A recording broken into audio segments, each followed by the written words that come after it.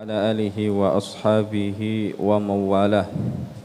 Allahumma salli wa sallim ala nabiyyina wa habibina Muhammadin sallallahu alaihi wasallam wa ala alihi wa ashabihi wa man sara ala nahjihi ila yaumiddin, amma ba'du. Jamaah salat subuh rahimani wa rahimakumullah. Semoga Allah Subhanahu wa taala memuliakan. Semoga Allah Subhanahu wa taala memberikan istiqomah dalam keimanan, memberikan istiqomah dalam ketakwaan kepada Allah Subhanahu wa taala. Kita lanjut babu ma jaa fir ruqa wat tamaim. Bab tentang ar-ruqa. Ruqa itu artinya jampi-jampi, suwuk, wat tamaim, dan juga jimat-jimat.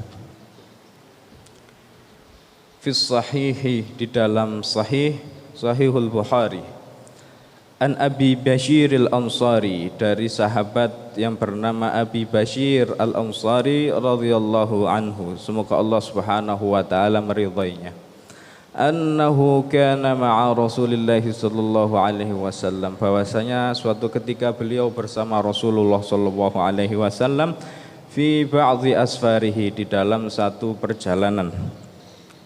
Fa arsala rasulan, kemudian beliau Nabi sallallahu alaihi wasallam mengutus seorang rasul dengan mengatakan alla yabqayanna fi raqabatin ba'irin, jangan biarkan di leher-leher unta itu kiladah.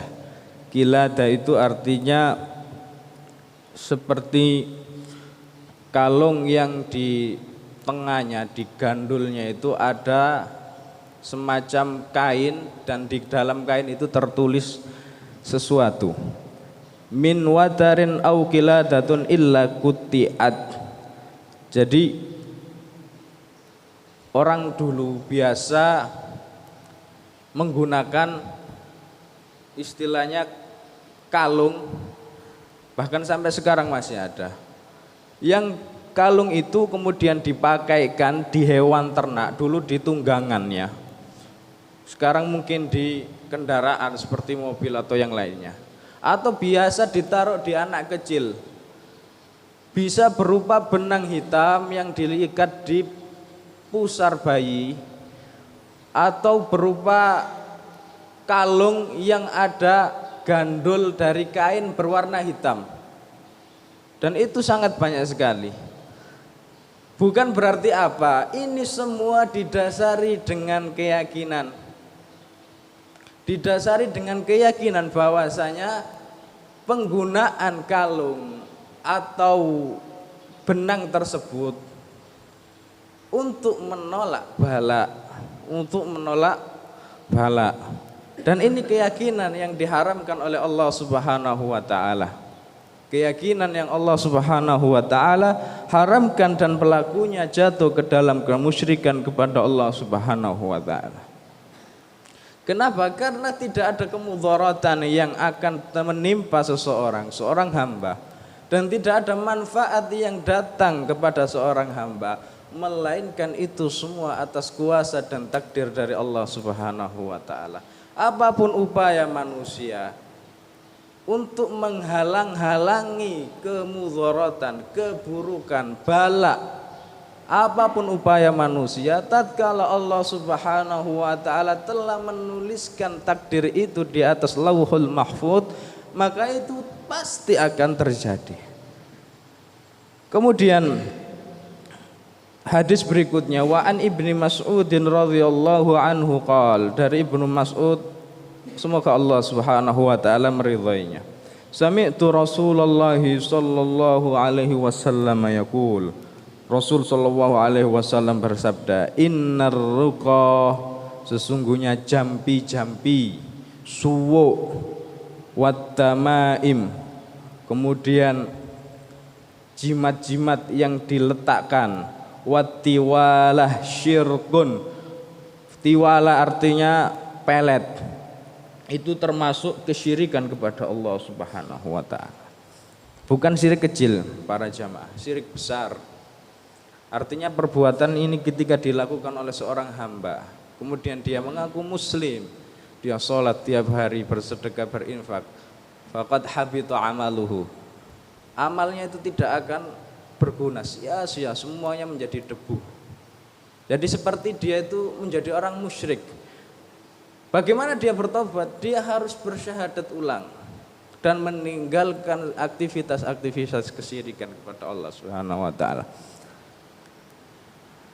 Ini sangat berbahaya dan sangat saya jumpai banyak sekali penggunaannya.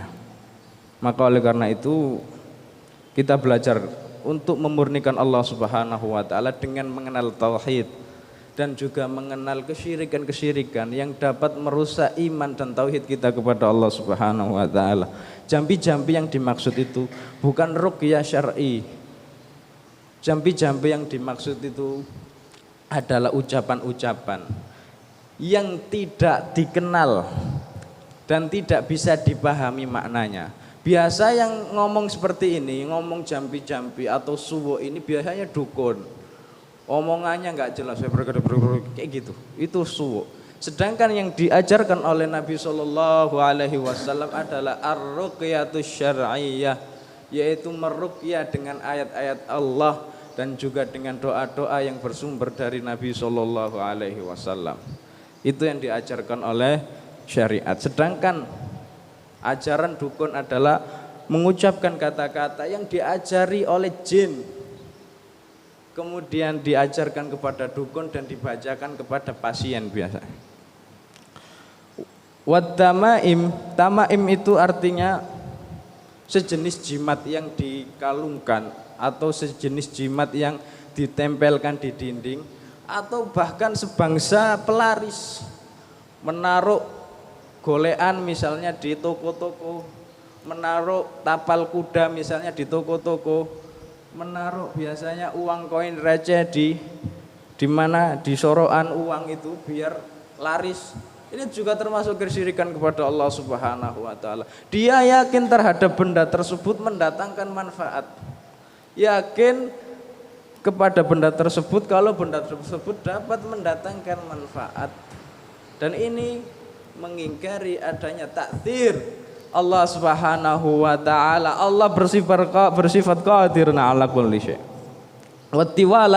Tiwala biasanya digunakan untuk orang-orang yang ingin memisahkan keluarga, misalnya suami istri dipisahkan dengan datang istilahnya pelet, kemudian menarik lawan jenis dengan datang ke dukun untuk diberikan pelet itu tadi. Jadi itu semua kesyirikan kepada Allah. Maka oleh karena itu para jamaah yang Allah muliakan, kita belajar untuk memurnikan Allah Subhanahu wa taala. Betapa banyak saudara-saudara kita yang karena kebodohannya atau karena dia belum belajar sehingga dia jatuh ke dalam kesyirikan kepada Allah Subhanahu wa taala. Subhanakallahumma wa bihamdika asyhadu an la ilaha illa anta astaghfiruka wa atubu ilaik. Assalamualaikum warahmatullahi wabarakatuh.